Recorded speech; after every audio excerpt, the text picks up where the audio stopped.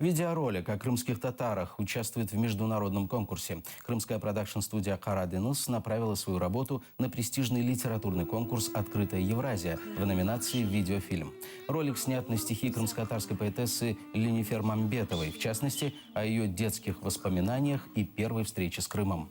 Победителей определит международное жюри и результаты онлайн-голосования. Вы также можете оставить свой голос на сайте, который вы видите на своих экранах.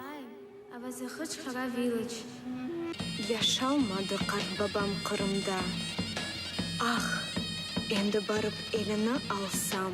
Those beams of sunshine are quietly going down. Grandfather's house seems clouded in the view. O sırtından uzak bir tarafta Latif Hoca'nın mezarı kaldı. Benim Kırım'ım. Yaşalmam sensiz.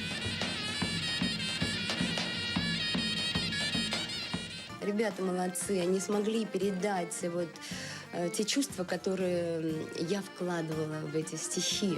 Мне очень нравится Крым, моя родина.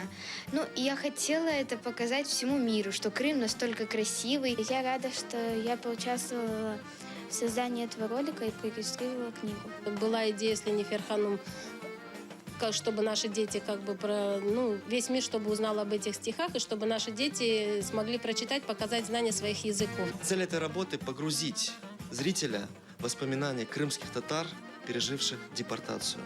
Ведь Крым остался для крымских татар сказочным волшебным местом.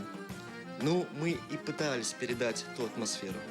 После того, как я узнал, что есть перевод этих стихотворений и на крымско-татарский язык, я связался с организаторами конкурса и попросил, можем ли мы предоставить работу на 3 языках. Организаторы конкурса согласились с этим, и в итоге у нас получилась работа, которая звучит сразу на 3 языках – английском, крымско-татарском и русском языках.